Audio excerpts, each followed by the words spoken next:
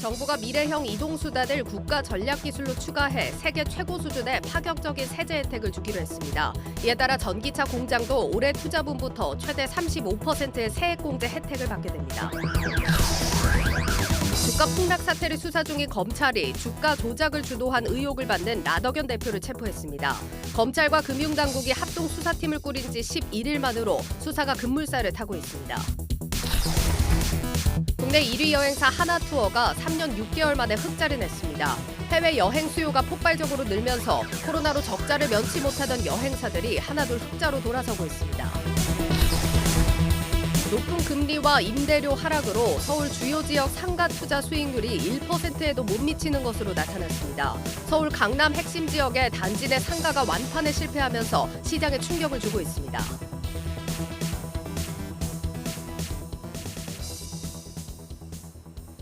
뉴스플러스 시작합니다. 반도체 다음은 전기차입니다. 전 세계적인 전기차 주도권 경쟁이 갈수록 치열해지는 가운데 정부가 발빠른 대응에 나섰습니다. 전기차 생산 시설과 충전 기술도 국가 전략 기술로 지정해 세계 최고 수준의 파격적인 세제 혜택을 주기로 했습니다. 이에 따라 국내에 짓는 전기차 전용 공장은 올해 투자분부터 반도체와 같은 최대 35%의 세액공제 혜택을 받게 됩니다. 첫 소식 전민정 기자입니다. 그동안 국내 완성차 업계가 전기차 시설에 수조 원의 자금을 쏟아붓고도 받을 수 있는 세액공제 혜택은 고작 1%에 불과했습니다. 미국이 인플레이션 감축법을 통해 전기차 공장을 짓는 업체에 세액공제를 30%까지 지원해 자국의 전기차 산업을 키우고 있는 것과는 사뭇 대조적입니다. 정부가 세수 감소 우려에도 전기차 생산 공장에 반도체 시설 투자와 같은 최대 35%의 세액공제 혜택을 주기로 한 것도 미래차 강국들과의 경쟁에서 더 이상 밀릴 수 없다는 판단 때문이었습니다. 앞서 지난 3월 말 국회는 반도체 등 국가전략기술 사업화 시설에 기업이 설비 투자를 할 경우 세액공제 비율을 확대하는 내용의 조세특례 제한법 개정안, 이른바 K칩스법을 통과시켰는데 정부가 이번엔 조특법 시행령 개정을 통해 당시 국가전략기술에 포함시킨 전기차와 같은 미래형 이동수단에 대한 세제 혜택의 구체적인 범주와 대상을 정한 겁니다. 전기차 생산 시설과 충전 기술 등이 투자세액 공제 대상에 포함됐으며 올해 투자 증가분에 대한 10%의 추가 공제까지 더해 대기업과 중견기업은 최대 25%, 중소기업은 35%의 세액 공제 혜택을 받게 됩니다. 반도체 경기 부진에 수출이 7개월 연속 역성장을 기록하고 있는 가운데 전기차는 지난달 수출이 40% 이상 급증하는 등 수출 효자 노릇을 톡톡히 하고 있는 상황. 현대자동차 울산 공장을 찾은 추경호 부총리도 전기차를 중심으로 한 자동차가 우리 경제를 지탱해주고 있다며 미래형 이동수단에 세계 최고의 파격적인 세제 지원을 제공하겠다고 약속했습니다. 신규 국가산업단지를 미래차 관련 특화단지로 조성하고 핵심 기술 개발과 전문 인력 양성을 통해 2030년 글로벌 미래차 3강을 달성할 수 있도록 뒷받침한다는 것이 정부의 구상입니다. 하지만 업계가 주장해온 미국 인플레이션 감축법과 동일한 수준인 30%에는 미치지 못해 여전히 한국에 대한 투자 매력이 떨어진다는 아쉬운 목소리도 나옵니다. 미래 모빌리티는 5년, 10년 사이가 미래의 주도권을 결정되는 굉장히 중요한 시기라고 볼 수가 있어서 적극적인 정부의 제도적, 법적 지원은 물론이고 부품업 같은 R&D부터 모든 융합적인 부분이 필요한데 그런 것들이 아직 취약해서 좀 더 올려줘야 된다. 이번 개정안은 입법 예고와 국무회의 등을 거쳐 다음 달 초 시행됩니다. 한국경제TV 전민정입니다. 정부의 세제 혜택에 화답하듯이 오늘 현대차가 신규 투자 계획을 발표했습니다. 산업부 정재용 기자와 좀 더 자세히 들여다보겠습니다. 정 기자, 이 현대차의 울산 신공장 투자 소식은 지난해 나온 건데 오늘 착공 시기를 못 박은 겁니다. 맞습니다. 이제 지난해에 장재훈 현대자동차 사장이 울산 신공장에 한 2조 원 규모로 투자를 진행할 것 같다라고 언급을 한 적이 있습니다. 여름 정도였는데 오늘 나온 이제 새로운 소식이라고 한다면은 이제 그 시점, 착공 시점을 올해 하반기, 그러니까 정확하게는 올해는 4분기 이후로 좀 정했다는 겁니다. 현대차는 현재 울산 광역시 북구에 대규모 생산 기지를 갖추고 있습니다. 전기차 전용 공장도 여기에 이제 들어서는 건데요. 전체 면적이 23만 제곱미터, 약 7만 1,000평 정도에 해당합니다. 울산 신공장 완공 목표는 2025년입니다. 기아의 화성 공장, 조지아 공장 마찬가지로 모두 2025년인데 이에 따라서 올해 4분기부터 이제 공사가 본격적으로 진행될 것으로 예상이 됩니다. 예. 자, 이렇게 되면 현대차 그룹이 짓겠다고 발표한 국내외 전기차 전용 공장이 3곳으로 늘어납니다. 전 세계가 전기차 전환의 속도를 내고 있어서 앞으로 전기차 생산 기지는 더 늘어날 전망입니다.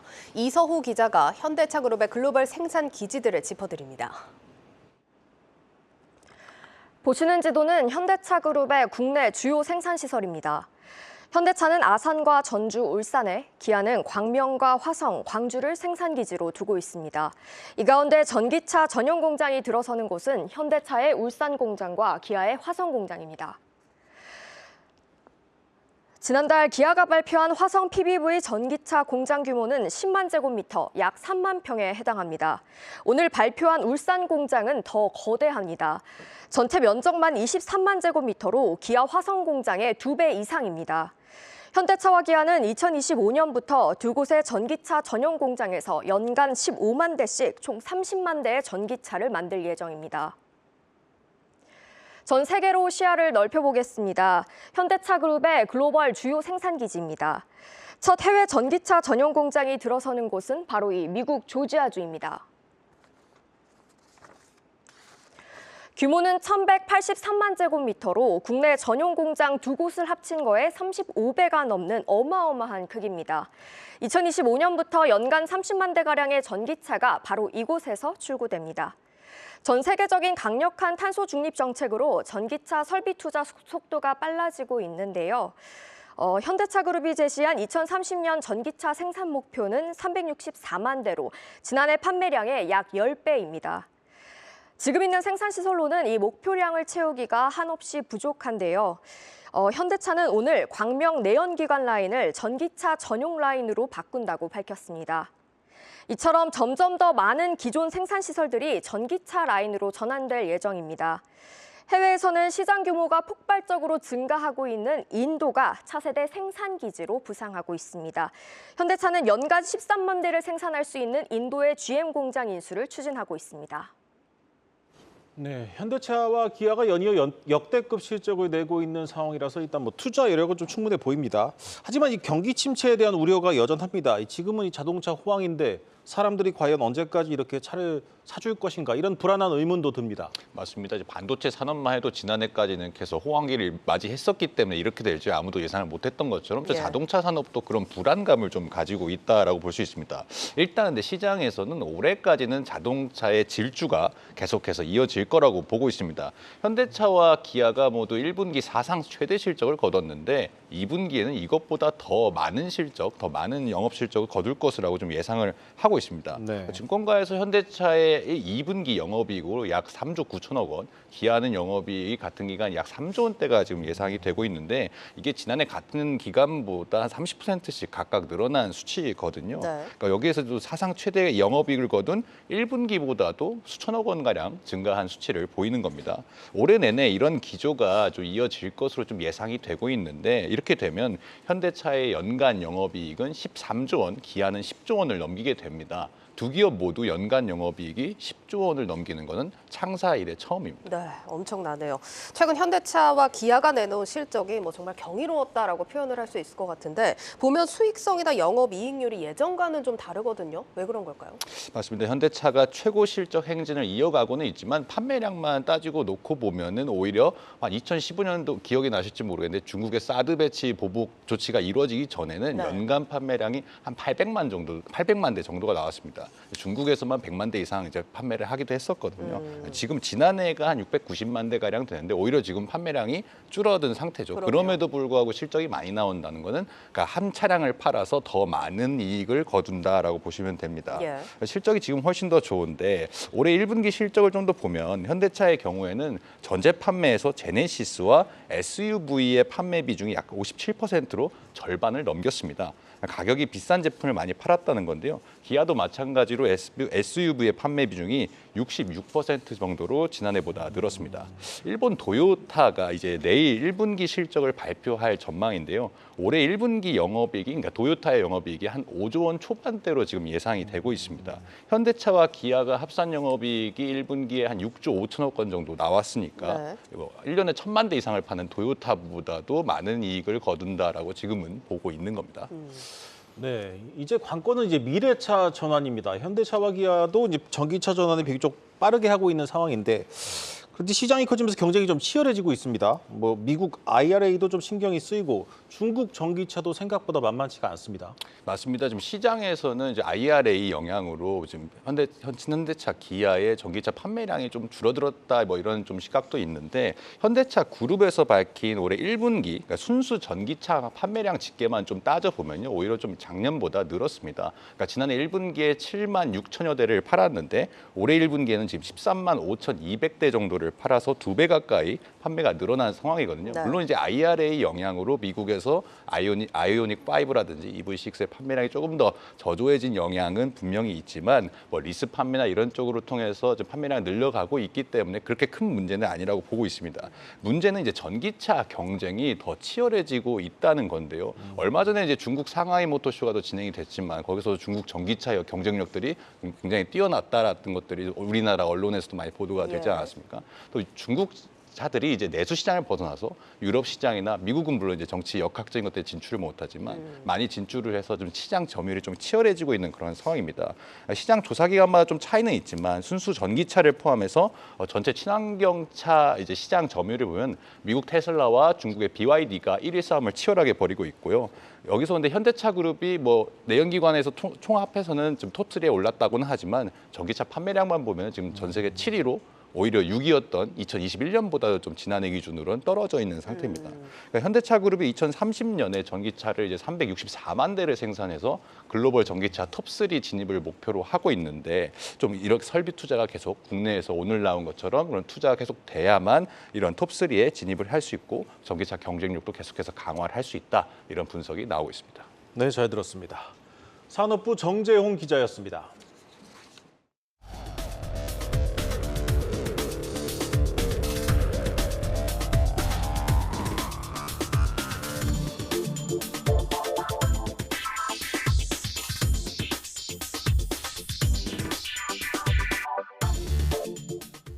전국적으로 전세 사기 경고 등이 켜진 가운데 지난달 세입자가 보증금을 제때 돌려받지 못한 보증사고 액수가 3,200억 원에 달하는 것으로 나타났습니다.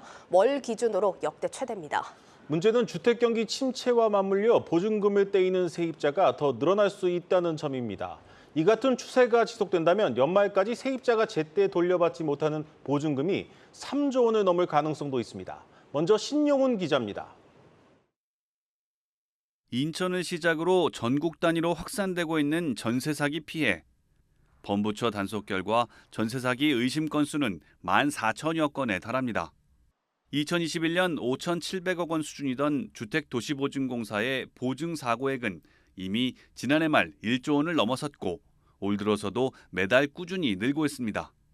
특히 지난 3월 한 달간 전세보증사고액은 3,199억 원으로 2019년 전체 사고액과 맞먹는 수준을 기록했습니다.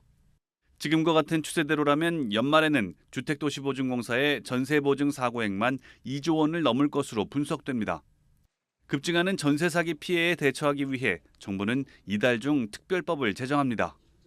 2년간 한시적으로 운영되는 특별법에는 전세 사기 피해자들에게 자신이 살고 있는 임대주택을 우선 매수할 수 있도록 해주고, 희망할 경우 LH가 주택을 매입해 공공임대주택으로 제공하는 내용이 포함되어 있습니다. 전세 사기 주택이 경매로 넘어가지 않도록 경매 절차를 연기한다는 내용도 들어 있습니다. 특별법 시행 전인 현재 금융당국은 경매 연기를 각 금융사에 요청하고 있는데, 지난달 20일 이후 지금까지 총 222건이 경매 연기 처리됐습니다. 금융당국 관계자는 경매 유예 조치된 금액이 건당 평균 2억 원 안팎으로 파악되고 있다며 전체 금액은 추후 집계할 예정이라고 밝혔습니다.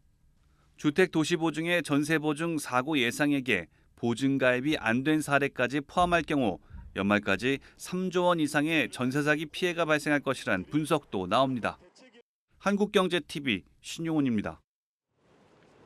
네, 이번 전세 사기 사태가 금융회사들에 미치는 영향도 분석해 보겠습니다. 경제부 서형교 기자 나와 있습니다. 서 기자, 앞서 보면은 전세 사기 주택에 대한 경매가 대부분 유예되고 있다 이렇게 나와 있는데 이 같은 유예 조치가 은행의 건전성 악화로 이어질 수 있다 이런 의견도 있습니다. 전문가들은 어떻게 보고 있을까요?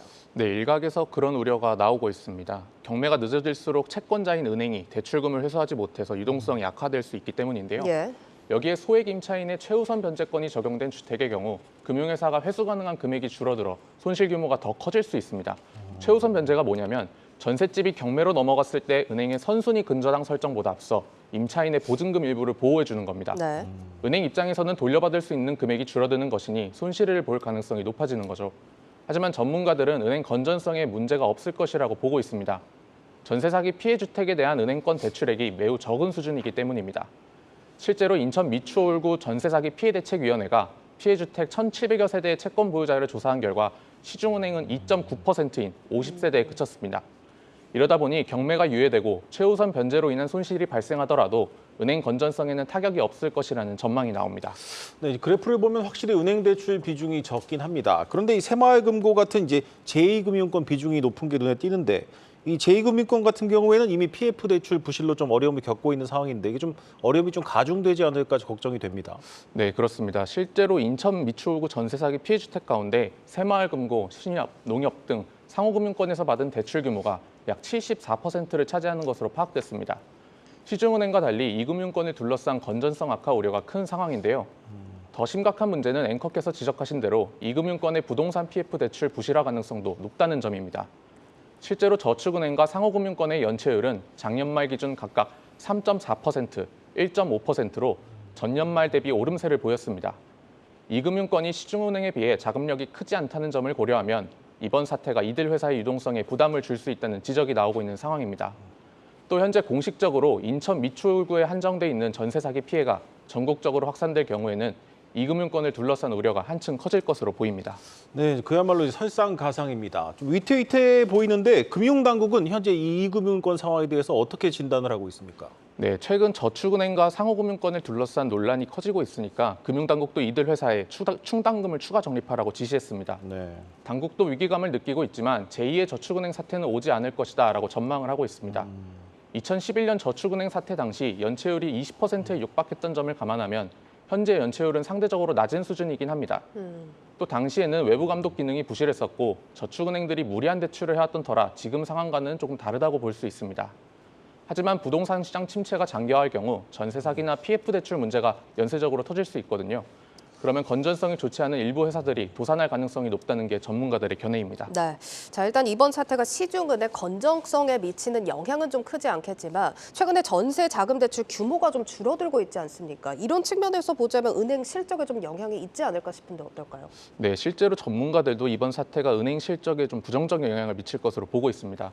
전세 사기에 대한 공포감으로 월세나 반전세로의 전환이 가속화되면서 전세 자금 대출 수요가 줄어들 가능성이 높기 때문입니다. 실제로 올해 1분기 서울 빌라 임대차 거래에서 전세가 차지하는 비중이 54.0%로 역대 1분기 가운데 최소치를 기록했습니다. 5대 은행의 전세자금 대출 잔액도 지난해 10월부터 6개월 연속 감소세를 이어가고 있는 상황입니다. 지난해 10월 134조 원에서 지난달 말 125조 원으로 9조 원가량 줄어든 건데요. 은행권도 이 같은 변화를 현장에서 체감하고 있습니다. 최근 카카오뱅크가 1분기 실적 발표 컨퍼런스 콜에서 최근 전세 사기 등 여러 이슈로 인해 올해 전세 대출 순증이 쉽지 않은 상황이라고 말했습니다. 전세자금 대출은 신용대출, 주택담보대출과 함께 3대 가계대출로 꼽히는데요. 은행 입장에서 중요한 수익원인 전세자금 대출 규모가 줄어들 경우 중장기적으로 실적에 악영향을 미칠 수 있다는 분석입니다. 네, 전문가들 사이에서는 이 과도한 전세 대출이 이번 전세 사기 사태를 유발했다는 지적도 나오고 있습니다. 일각에서는 이 전세 대출에 대한 규제를 강화하자 이런 주장도 나오고 있는데 이게 가능한 겁니까? 네, 실제로 의견이 조금 분분한 상황이긴 합니다. 이번 전세 사기 문제가 근본적으로 은행의 무분별한 대출에서 비롯됐다는 전문가들의 목소리가 큽니다. 실제로 전세자금 대출 규모가 2012년 23조 원에서 작년 말 188조 원으로 10년 새 8배가량 늘었는데요. 전문가들은 무분별한 대출을 막기 위해 전세 보증 비율을 낮추는 식의 제도 개선이 필요하다고 지적합니다. 지금은 주택도시보증공사 같은 보증기관에서 최대 100% 보증을 제공하기 때문에 대출기관이 책임질 리스크가 거의 없거든요. 그러다 보니까 무분별하게 대출을 공급하게 된다는 겁니다. 이와 관련된 전문가 의견 직접 들어보시겠습니다. 전세대도 대출 자체는 이게 보증을 끼고 있다 보니까 그 여신심사 기능을 좀 약하게 되게 되고 빌려주는 사람도 쉽게 빌려주게 되고 빌리는 사람도 오히려 쉽게 대출을 받게 되는 거거든요. 근데 이제 보증 비율을 낮추게 되면은 그거에 따른 부담이 커지니까 보증금이 작아지고 월세로 전환되는 부분들이 상당 부분 생기게 되겠죠. 네, 여기에 더해 전세대출에도 DSR을 적용해야 한다는 주장도 나옵니다. 전세대출은 주택담보대출과 달리 DSR을 적용받지 않습니다. 최근 한국은행이 보고서에서 전세대출이 갭투자 자금으로 활용되면서 주택가격을 끌어올리고 있다. 그러다 보니 대출 목적에 따라 DSR 규제를 차등 적용하는 방안을 검토해 볼 필요가 있다고 지적했습니다. 이처럼 전세대출에 대한 규제가 강화될 경우 그동안 무분별하게 대출을 실행해온 금융회사들 입장에서는 까다롭게 심사에 나설 수밖에 없습니다. 이 경우에도 은행 실적에는 다소 부정적 영향을 줄 수 있다는 분석이 나옵니다. 네, 잘 들었습니다. 내년 총선을 앞두고 있는 정부가 전세 대출을 규제할 수 있을지는 의문입니다. 문제는 알고 있는데 고치기가 참 어렵습니다. 경제부 서영교 기자였습니다.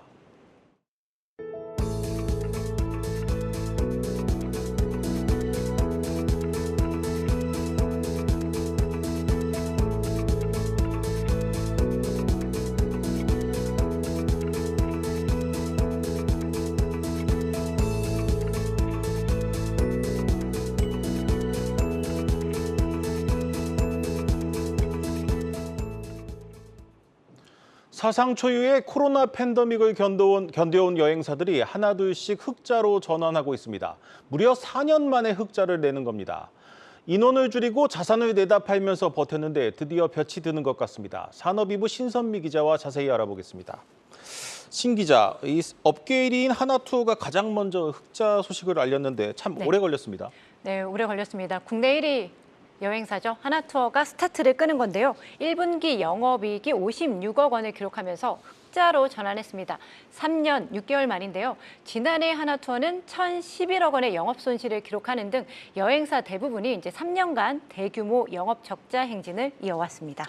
이 하나투어가 이제 코로나19 팬데믹 3년 동안 이제 많은 걸 바꿨다고 들었습니다. 흑자 전환의 배경이기도 했다는데 어떤 변화가 있었습니까? 우선 이제 코로나 기간 많은 인력들이 좀 퇴사를 했습니다. 네. 그렇다 보니까 코로나 이전과 비교하면 2019년이죠. 인건비는 50% 정도 절감이 됐고요. 그렇다 보니까 고정비 부담이 현저하게 낮아진 거죠. 또한 이제 SM 면세점 그리고 마크 호텔 등 적자 자회사를 완전히 청산하면서 경영 효율성도 좋아졌습니다.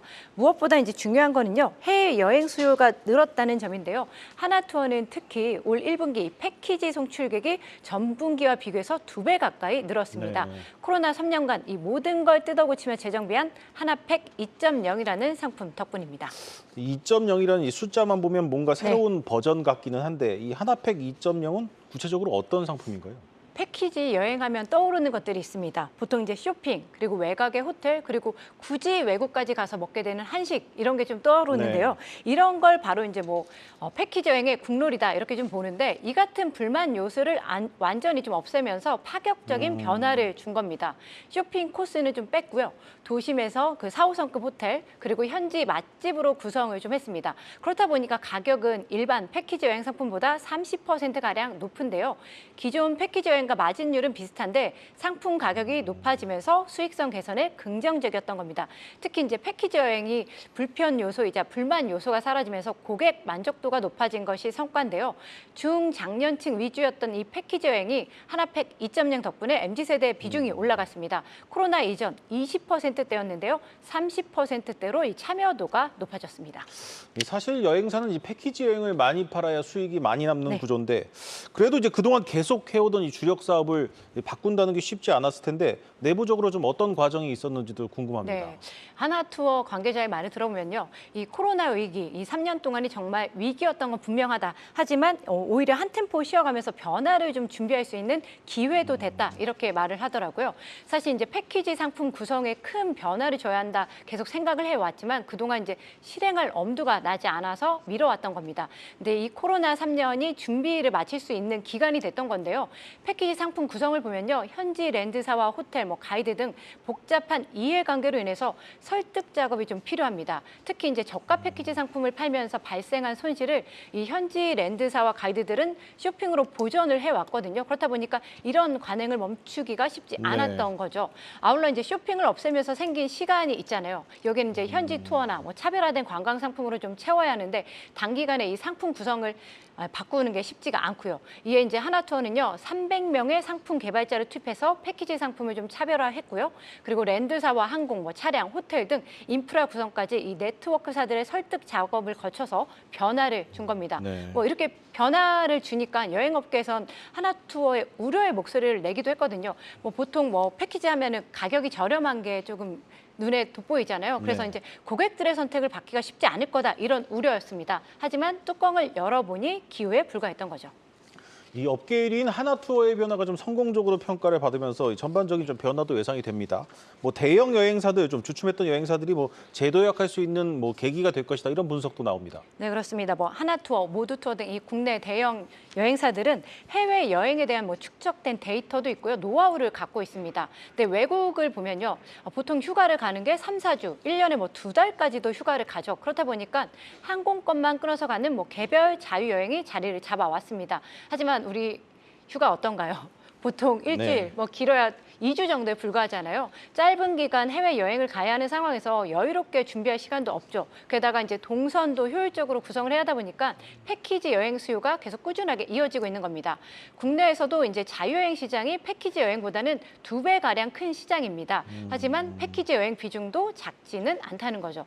특히 중장년층들은 주로 패키지 여행을 이용하기도 하고요. 이런 가운데 여행도 점점 차별화된 경험 제공이 좀 중요해지고 있거든요. 그래서 다양한 컨셉 기획 상품 그리고 분석을 통한 소규모 여행 등을 내놓는 이 전통적인 대형 여행사들이 아고다나 부킹닷컴 등 이런 OTA보다 더 강점이 있을 것이다. 이런 분석이 나오는 겁니다. 이런 변화와 함께 이제 하나투어 외에 다른 여행사들도 이제 속속 1분기 흑자 전환이 예고되고 있습니다. 네, 맞습니다. 모두투어, 노랑풍선, 참 좋은 여행 등 이 상장 여행사 대부분이 1분기 흑자 전환이 점쳐지고 있거든요.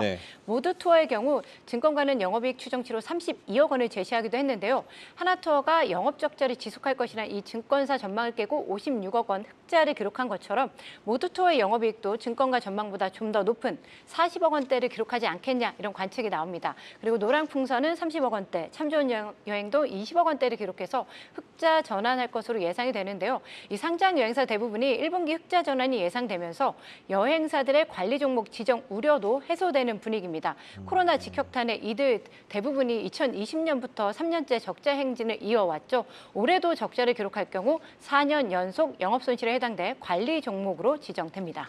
일단 3년 만에 흑자 전환 아주 고무적입니다. 이제는 좀 2분기를 봐야 하는데 2분기는 전통적인 여행 비수기 아닙니까? 이게 그쵸. 여름 휴가를 가기 전에 좀 일을 하는 시기인데 이 변수가 되겠습니다. 네, 그렇습니다. 아무래도 그래서 2분기 바닥을 찍을 텐데 얼마나 바닥인지 확인하는 게 좀 중요할 거다, 이런 전망이 나오거든요. 하지만 올해 2분기는 다른 때와 좀 다르다, 이런 전망이 나옵니다. 그 이유가 4월은 여행사 보릿고개가 맞지만요. 올해 5월은 어린이날 그리고 석가탄신일 이렇게 대체 휴일이 적용되면서 연휴가 2번 있고요. 6월에도 현충일이 있어서 긍정적입니다. 또한 이미 여름 성수기 시즌 예약이 들어오고 있는데 코로나 이전인 2019년도보다도 예약률이 높다, 이런 게 업계 관계자들의 이야기거든요. 비수기인 2분기만 잘 버텨준다면 상장 여행사들이 올해는 연간으로도 흑자 전환이 가능하다, 이런 전망이 나옵니다. 네, 잘 들었습니다. 산업이부 신선미 기자였습니다.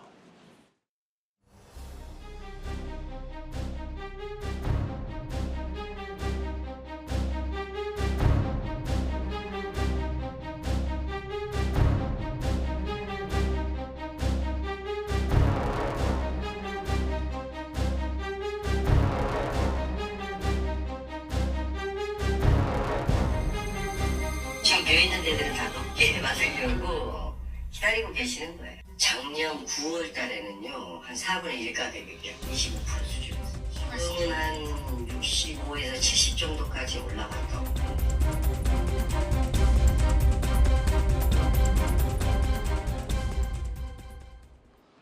꾸준한 월세를 받을 수 있어 대표적인 노후 대비 투자처로 꼽히는 상가 투자가 이제 애물단지로 전락하고 있습니다. 높은 금리와 임대료 하락 속에 일부 지역에서는 투자 수익률이 채 1%도 안 된다고 합니다. 부동산부 신동호 기자와 얘기 나눠보겠습니다. 신 기자, 요즘 보면 이제 서울 핵심 상권 1층도 좀 텅텅 비어 있던데 예. 수익률이 1%도 안 된다고요? 예, 맞습니다. 사실상 체감상으로는 마이너스라고까지도 이야기가 나오고 있습니다. 네. 올해 1분기에 이 집합상가라든지 소규모 상가, 중대형 상가 등 모든 상가 투자 수익률이 1%도 안 되는 것으로 나타났습니다. 유형별로 살펴보면은 중대형이 0.69%, 소규모가 0.58%, 집합상가가 0.84%의 수익률을 각각 기록을 했는데요. 이는 이제 지난 2020년만 해도 3%대 수준이었던 수익률이 급격히 하락을 한 겁니다. 특히 서울만 놓고 봤었을 때는 가장 흔히 투자하는 이 소규모 상가라고 하는데 소규모 상가의 경우 0.44%의 수익률로 관련 통계 작성되기 시작한 지난 2015년 1월 이후 최저치를 기록을 했습니다. 임대 이익 등의 소득 수익률 또한 1%가 채 되지 않았는데요. 이 공실률 또한 상당히 심각했습니다. 앞에서 봤듯이 중대형이라든지 소규모, 집합상가 공실률 모두 한 6%에서 13% 수준이었습니다. 네, 공실률도 수익률도 좋지 않습니다. 그런데 최근에는 이 비교적 안정적인 투자로 꼽히는 이 아파트 단지 내 상가도 공실을 내고 있다는데 그 이유는 뭔가요? 네, 아무래도 아파트 내 단지 상가 같은 경우에는 고정적으로 이 배우 아파트 세대가 있기 때문에 조금 안정적으로 여겨왔습니다. 이 아파트 단지 내 상가가 매력적인 상품이라는 건 이제 옛말이 됐는데요. 이 말씀하신 것처럼 단지 내 상가는 이 고정 수요 때문에 일반 상가 투자보다는 조금 안정적인 투자처였지만 지금은 아닙니다.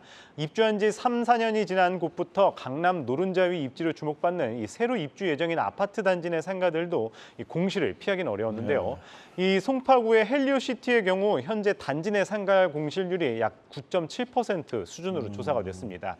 이 아파트는 무려 9,500가구가 넘는 규모인데도 불구하고 올해 1분기 기록한 서울 지역 평균 공실률인 8%대보다 높았습니다. 또 반포의 레미안 원베일리 단지 내 상가의 계약률도 60%를 넘은 수준에 그치고 있습니다. 또 최근에 이 자녀 호실을 또 분양하고 있는 상황입니다.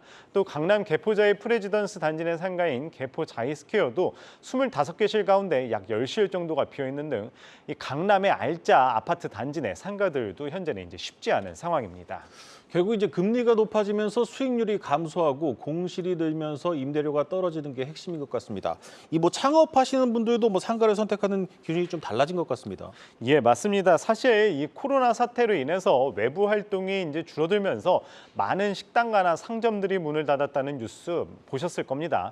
이 가장 큰 이유는 역시 코로나였습니다. 그 당시 문을 닫은 상점들이 많으면서 상가 투자 매력이 떨어졌죠. 이 도미노처럼 이어진 금리 인상 또한 큰 타격으로 다가왔는데요.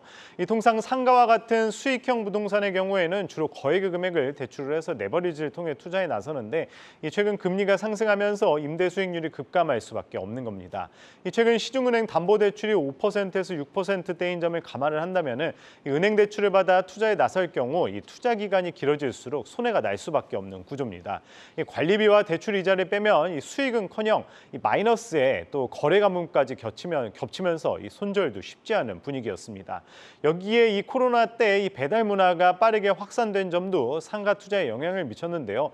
이 전통적으로 이 1층이 인기가 있죠. 1층에 이제 목 좋은 자리보다는 이 차선으로 꼽히는 자리들에 오히려 관심을 가지면서 또 상가 투자에 변화가 생긴 겁니다. 네, 그래도 이제 코로나가 끝나면서 외부 활동이 늘고 외국인 관광객도 좀 들어오고 있습니다. 지역별로 차이는 있겠지만 앞으로의 좀 전망도 궁금합니다.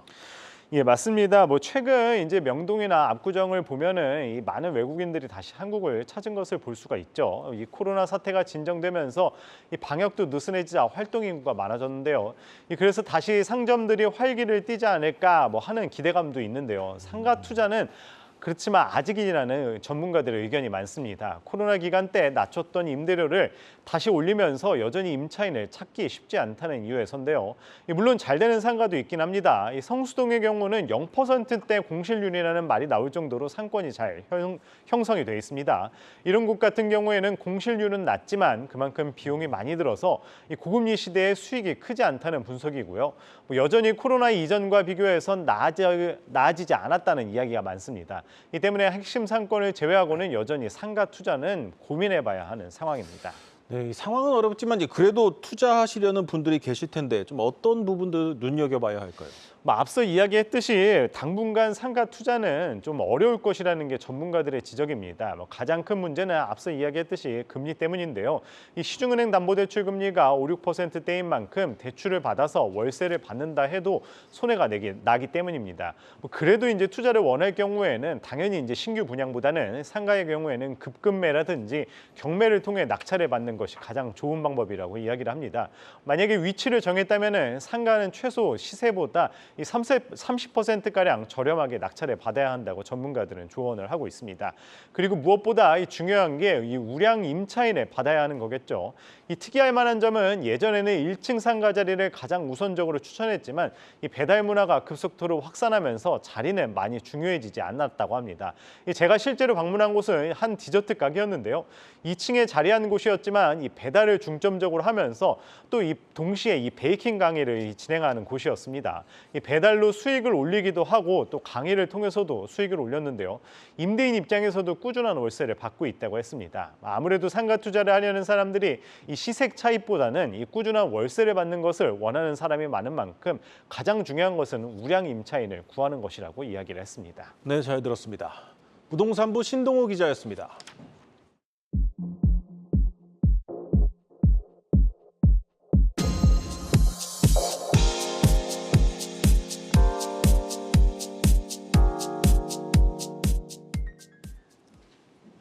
검찰이 오늘 오전 주가 조작을 주도한 의혹을 받는 라더견 호환 대표를 체포하면서 수사가 급물살을 타고 있습니다. 라 대표에게 돈을 맡겼던 투자자 60여 명은 자신들은 주가 조작 사실을 몰랐던 피해자라며 라 대표 등 관련자 5명을 고소했습니다. 박승환 기자입니다. 검찰이 오늘 오전 SG증권발 주가 폭락 사태의 핵심 인물인 라더견 H투자자문사 대표를 체포했습니다. 자본시장법 위반, 범죄수익은닉규제법 위반 등의 혐의로 지난달 24일 다우데이터, 서울가스 등 주가 폭락 사태가 벌어진 지 보름 만입니다. 검찰 관계자에 따르면 소환보다 체포를 통한 조사가 필요하다고 판단했고 요건도 충족한 것으로 전해집니다. 오후에는 SG증권 사태로 손실을 입은 투자자 66명이 라 대표 등 6명을 상대로 서울 남부지검에 고소장을 제출했습니다. 이들은 라더견 대표의 지휘 아래 부유층이나 의사 등 큰손 투자자들을 모으고 접대나 시세 조종, 자금 관리 등의 역할을 나눠 가진 것으로 파악됩니다. 혐의는 특경법상 사기와 업무상 배임, 범죄 수익 은닉 등입니다. 고소인들은 라 대표 일당이 자신들에게 돈을 맡기면 저평가된 우량주에 투자해 큰 수익을 볼 것이라 했다고 말합니다. 특별한 투자 방식이라 여겨 별다른 의심 없이 따랐고 자신들의 동의 없이 CFD 계좌를 만들거나 레버리지를 일으켰다는 설명입니다. 나아가 피고소인들이 자금 세탁을 위해 범죄 수익으로 얻은 돈으로 상품권을 사거나 승마업체, 헬스장 이용료로 썼다는 주장입니다. 자기의 투자금이 이제 주가 조작에 이용되는지도 몰랐고 CFD 거래에 대해서도 몰랐으며 2.5배에 달하는 거래를 하는지도 몰랐습니다. 피해액은 투자 원금에 미수금과 담보대출로 생긴 빚을 더해 1,350억 원에 이릅니다. 고소 대리를 맡은 법무법인은 추가 피해자를 모아 2차 고소를 진행할 예정인데 이를 합치면 전체 피해액은 2천억 원을 웃돌 것으로 보입니다. 주가 폭락 사태를 둘러싼 책임 공방이 법정으로 번지는 가운데 국회 정무위는 오는 목요일 전체 회의를 열고 금융당국의 책임은 없었는지 따져 물을 계획입니다. 한국경제TV 박승환입니다. 주가 폭락 사태 수사가 속도를 내고 있는 가운데 과거 자산운용사와 인터넷은행 대표를 했던 한 국회의원이 이번 사태에 증권사들의 책임이 크다고 말해서 눈길을 끌고 있습니다. 기업 오너들의 지분 매각 역시 도의적 책임뿐 아니라 법적 책임도 져야 한다고 강조했습니다. 국회 정무위 소속 이용우 의원을 유주환 기자가 만났습니다. 이용우 의원은 차액 결제 거래, CFD 매도 물량이 일제히 쏟아지며 빚어진 주가 폭락 사태에서 증권사들이 책임을 피할 수 없다며 쓴소리를 쏟아냈습니다. 지난 2019년 제도 개편 이후 증권사들이 일정 요건을 갖춘 투자자들을 개인 전문 투자자로 등록해 CFD나 사모펀드 등 고위험 상품에 투자할 수 있게 했지만 선량한 관리자로서의 주의 의무를 도외시했다고 지적했습니다. 따라서 전문 투자자 판단 시 위험 관리를 소홀한 책임이 증권사에 있으며 CFD 불안전 판매 여부를 따져보고 이에 따른 배상 책임까지 져야 한다는 게 이 의원의 판단입니다. 특히 이번 사안의 경우 증권사들이 CFD 계좌의 주문 정보를 1차적으로 취득하기 때문에 사태를 미연에 방지하기 위해 주의를 기울였어야 했다고 지적했습니다. CFD 같은 경우에는 장애 발생 상품이기 때문에 거래 창구에서 거래량을 체크를 할 수가 있어요. 근데 감독 당국은 어떻게 되냐면 장애 발생 상품 잔고만 확인하기 일일 보고 받거든요. 그래서 개별 종목은 못 봐요. 근데 그걸 취급했던 SG증권의 경우에 있어가지고는 주문이 계속 오고 대주주 지분율이 한 5, 60% 넘고 유통주식수 얼마인데 이게 쌓여 있다?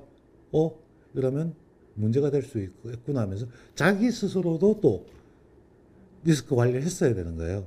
그것도 안 한 겁니다. 이 의원은 다우데이터와 서울가스, 선광 등 대주주가 주가 폭락 직전에 수백억 원씩 지분을 판 행위는 미공개 정보를 이용한 불공정 거래에 해당한다고 보고 있습니다. 그 증권회사나 금융투자회사의 경우에는 그 회사의 지분을 어떻게 변동하는 것도 굉장히 중요한 내부 정보죠. 그리고 일반적으로 자본시장법이 바뀌어서 옛날에는 1차 수령자까지만 내부자로 봤지만 요즘 1차 수령자뿐만 아니라 2차 수령자까지 내부자로 보기 때문에 지난해 내부자 거래 사전 공시제도 도입 법안을 발의한 이 의원은 주식 매도 계획을 사전에 공시하도록 하는 제도가 있었다면 투자자들의 피해를 줄일 수 있었을 것이라며 안타까워했습니다. 주가 폭락 사태로 정부가 사전 공시제도 도입에 속도를 내기로 한 가운데 해당 법안은 이달 내 국회 정무위 소위에 상정될 것으로 알려졌습니다. 한국경제TV 유주환입니다.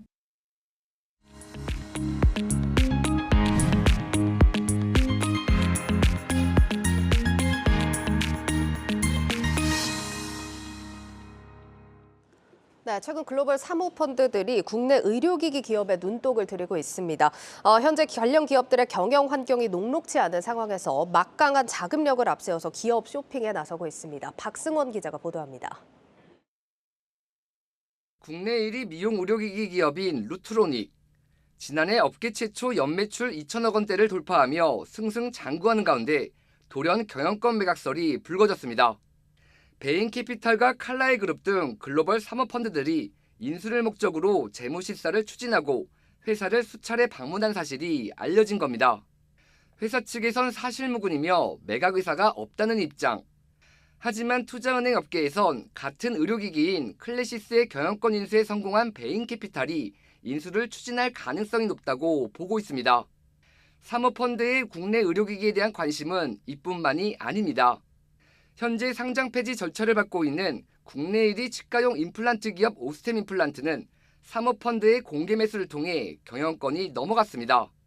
인체조직 의료기기 전문기업 한스 바이오메드의 경우도 최근 중국계 한 사모펀드가 인수를 타진해와 접촉했던 것으로 알려졌습니다.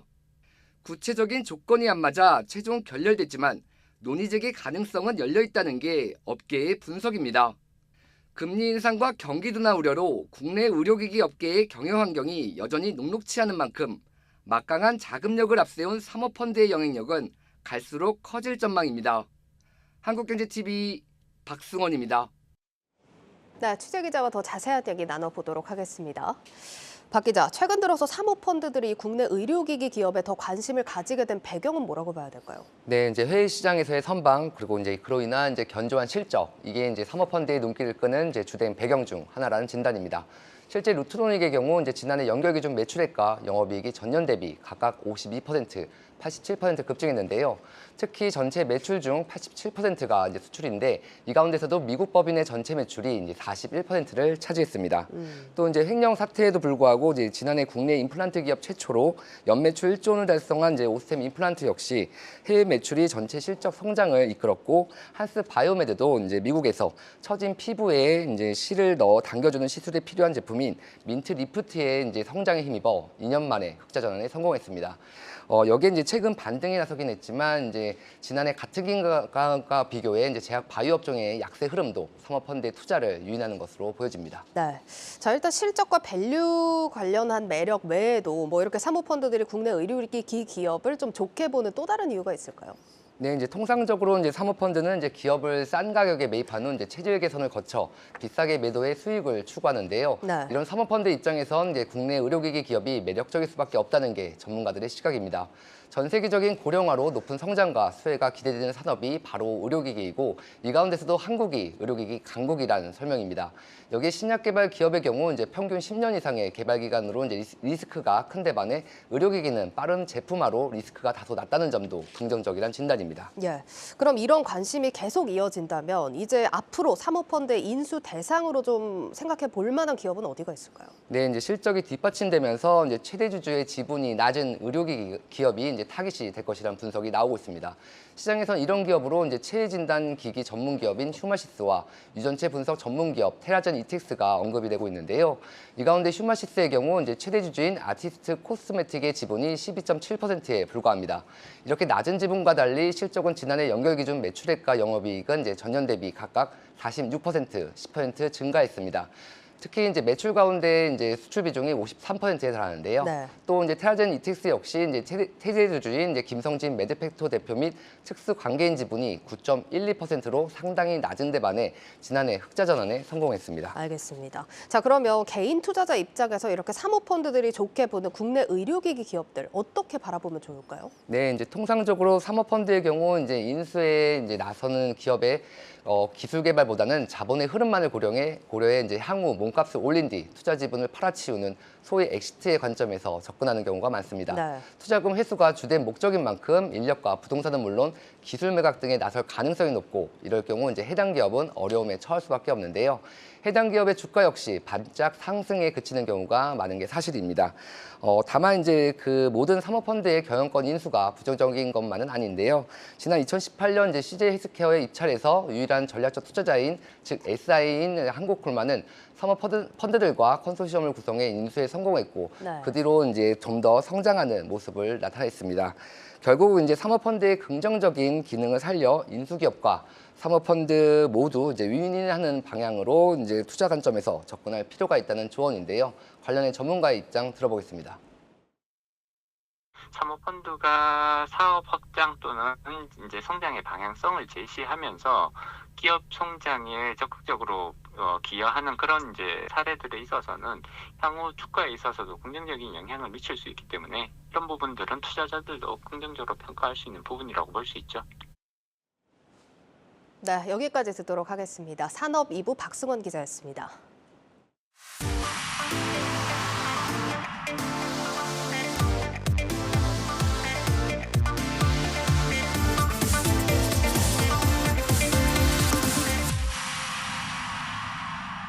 네, 고웨스트 시간입니다. 글로벌 콘텐츠부 김종학 기자와 사안 다뤄보도록 하겠습니다. 김 기자, 이게 미국의 지역은행 파산만으로 좀 위기가 끝난 것이 아닌 것 같습니다. 네. 본격적으로 자금줄이 좀 말라붙는 징후들이 보인다면서요? 네, 은행들이 이제 파산을 하면서 대출 기준을 높이게 되면서 신용 경색이 나타나고 있다라는 게 이제 지표로도 확인이 되고 있습니다. 네.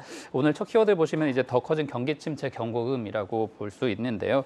현지 시간 8일 어제 미국 연방준비제도에서 분기마다 공개하는 설문조사 결과가 나왔습니다. 시니어론 오피서 서베이라고 하는 건데 80개의 주요 미국 은행들을 대상으로 석 달간 대출이 얼마나 이제 정책을 바꿨는지 아니면 이제 왜 바꿨는지 변경 기준 무엇인지 묻는 설문조사입니다. 보통 분기마다 결과를 공개를 하는데 이번 설문 결과에서 핵심은 지역은행 위기 이후에 기업 대출에 대해서 대기업이든 중소기업이든 가르지 않고 엄격하게 기준이 상당히 높아졌다. 특히 상업용 대출에 대해서 크게 이제 대출이 둔화되고 있는 징후가 나타나고 있다라는 겁니다. 매출 5천만 달러 이상인 대기업에 대해서 대출 기준을 다소 강화한 은행의 비중이 42.9%, 소형 기업에 대해서 45%로 이게 비중이 조금 더 높습니다. 네. 그리고 부실 위험이 커진 중소은행들 같은 경우는 더 까다롭게 이제 상당히 강한 대출 정책을 쓰고 있다라는 응답을 지금 나타내고 있고요. 특히나 투자 위험이 높은 상업용 대출에 대해서는 그러니까 큰 기업들이 대출을 신청하더라도 절반 이상 반려되는 그런 상황이 이어지고 있습니다. 네. 은행들은 한 46%가 이번에 이제 상업용 대출 기준을 높였다고 밝혔는데 이게 보시면 작년 1, 2분기까지만 해도 나쁘지 않았던 지표가 올해 들어서는 이제 46% 거의 절반 정도는 대출을 좀 하지 않을 정도로 네. 상당히 미국 내에서 돈이 돌지 않고 있는 그런 현상이 나타나고 있다 이렇게 볼 수 있겠습니다. 네, 지금 뭐 대기업들이 이 정도인데 규모가 더 작은 기업이나 스타트업들은 사실 더 힘들어졌다는 소리 아닙니까? 네, 상당히 이제 미국 경제가 이제 침체로 들어서고 있다라는 게 여기서 지금 다 확인이 되고 있는 건데 네. 이번 설문 자료에서 보시면 보시면 이제 여신을 줄인 비율이 석 달 만에 2배가량 정도가 늘었고 이렇게 대출이 있더라도 절반 이상 금리를 또 높여서 이제 받는 경우가 많기 때문에 네. 사실은 자금 부담이 늘어나고 다른 투자를 할 수 없게 되는 그런 연쇄적인 작용이 일어납니다. 그럼 은행들은 이제 미 연준의 정책 변화가 예상되는 남은 기간 대출을 그래도 좀 풀어줄 것이냐 보면 또 그렇지가 않습니다. 응답기관의 한 55%는 대기업의 대출을 더 강화하겠다 이렇게 밝혔고 네. 경제자문업체가 또 이에 대해서 분석을 한 게 있는데 정부 정책 담당자들이나 투자자들은 앞으로 이러한 이 지표들이 결국에는 실물 경제의 충격으로 이어질 수 있는 점을 감안해야 된다 이렇게 상당히 경고음을 내고 있는 상황입니다. 예, 사실 이렇게 경제 전망이 좋지 않다면 현금 비중을 늘리는 게 좋을 겁니다. 그런데 미국의 자산가들의 생각은 그렇지 않다면서요? 네, 자산가들은 이런 때도 역시 역발상 투자를 하고 있는 것으로 나타났습니다. 네. 골드만삭스가 이제 최소 두 번째 신호는 그래도 산다라고 이제 키워드를 잡았는데 예. 골드만삭스가 이제 조사를 한 자료입니다. 최소 5억 달러에서 100억 달러, 그러니까 우리 돈으로 많게는 10조 원 이상 자산을 가진 전 세계 166개 패밀리 오피스를 대상으로 조사를 한 건데 여기에서 보면 기본적으로 이 초고액 자산가들의 이제 반 이상이 뭐 미국이나 유럽, 아시아에 걸쳐 있기 때문에 지역마다 통화 자산에 어떻게 투자를 하고 있는지 그런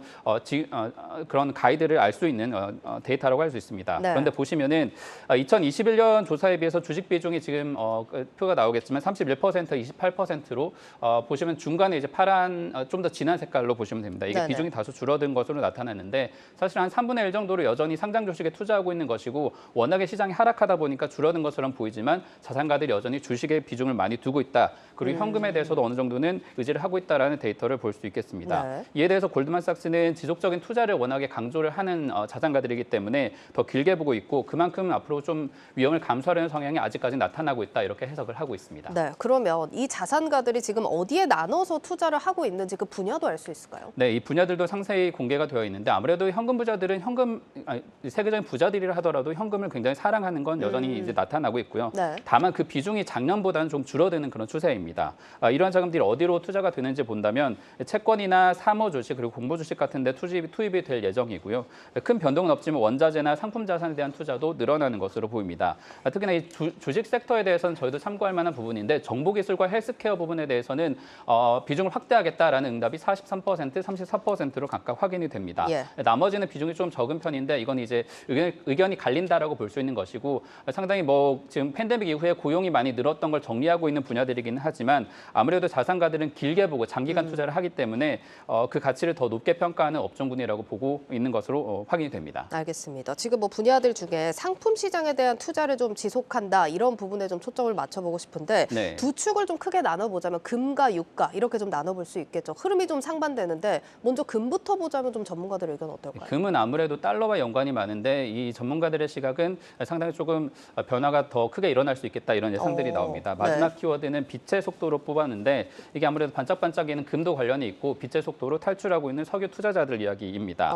올해 1분기 전 세계 중앙은행의 자산 변화에서 가장 크게 이제 비중이 늘어나고 있는 게 금 가격인데 중국에서 비중을 크게 늘리면서 4조 원어치 이상을 최근에 이제 사들이고 이 때문에 금 가격이 2,000달러를 온스당 넘어서기도 했습니다. 네. 이런 수요 증가 때문에 뱅크 오브 아메리카에서는 연준이 이제 금을 찍어낼 수 없다. 결국에는 금 가격이 온스당 3,000달러까지 갈 수 있다. 아주 낙관적인 전망을 하기도 했고요. 그렇네요. 예, 또 그리고 이제 이 애널리스트 설명을 좀 들어보면 경기가 위축되고 결국엔 재정을 풀게 되는데 그렇게 되면은 법정 통화 달러가 정말 가치를 지킬 수 있겠느냐 그렇게 근거를 제시하고 있습니다. 알겠습니다. 뭐 금값은 이렇게 오르고 전망도 좋지만 국제 유가는 사실 정반대입니다. 시장이 훨씬 불안정하다 이런 분석이 있죠. 네, 불과 한 달 만에 가격 흐름이 완전히 바뀌었고 그렇죠. 이 때문에 이제 투기꾼들이 도망가고 있는 흐름이 나타나고 있다라는 겁니다. 3개월 가격 추이를 보시면 정말 널뛰기 하듯이 가격이 지금 움직이고 있는 상황이고요. 네. 주간 단위로 3주째 하락세입니다. 이 때문에 시장의 유동성이 줄어들면서 변동성이 커지고 있다라는 해석이 지금 나오고 있는 것이고 여기에 이제 하락 배팅을 했었던 투자자들 이런 많은 기관들이 지금 영향을 받고 있다라는 분석이 나오고 있는 겁니다. 다만 이제 기본적으로 국제유가가 어느 정도는 70달러에서 80달러 선으로 움직일 것이라는 전망이 나오는데 다시 상승세로 돌아서려면 러시아가 지금보다 이제 생산량을 좀 줄이거나 중국의 경기 회복이 이제 투자자들이 기대하는 정도로 살아날 수 있는지가 핵심이 될 것으로 보입니다. 네, 여기까지 듣도록 하겠습니다. 고웨스트 김종학 기자였습니다.